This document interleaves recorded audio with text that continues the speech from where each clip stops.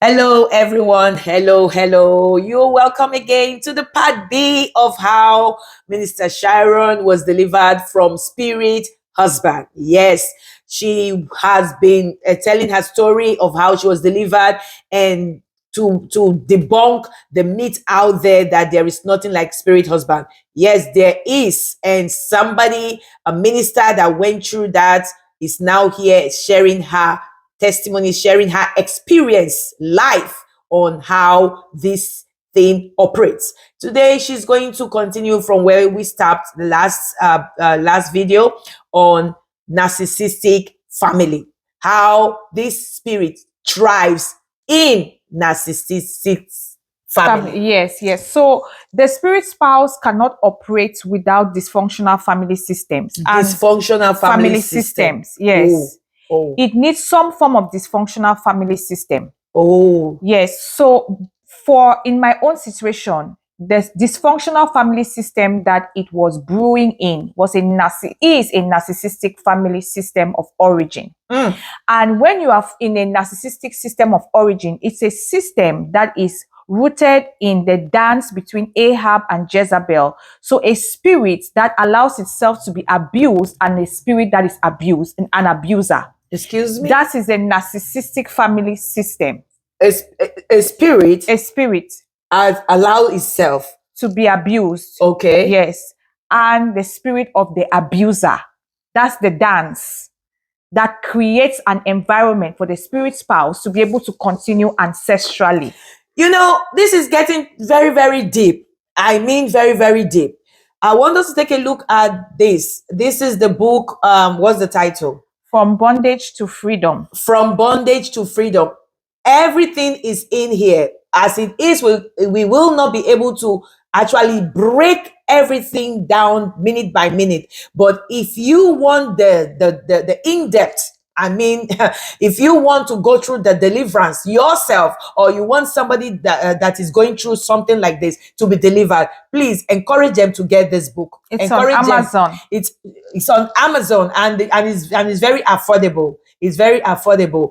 How she came from bondage to freedom.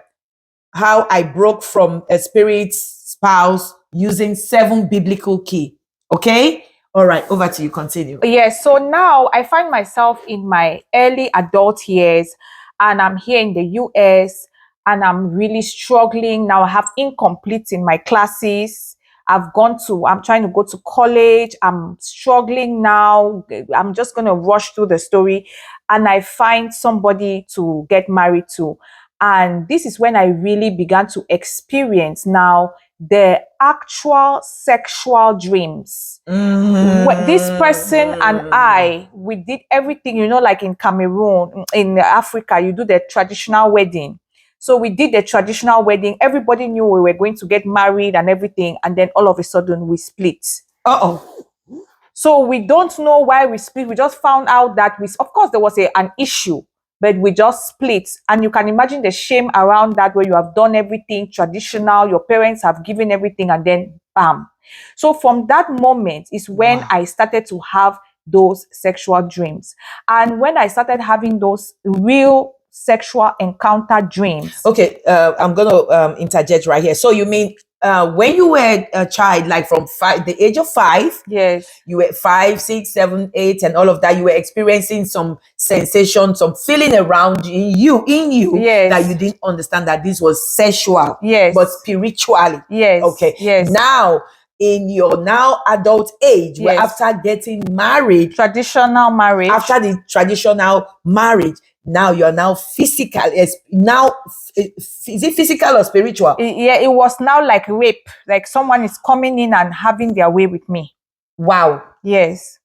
And that led to you, your separation from your spouse, your physical spouse, your earthly spouse. Yes. That led to my separation from my earthly spouse. And then the dreams would go between, they are pleasurable, and then they are like somebody is raping me.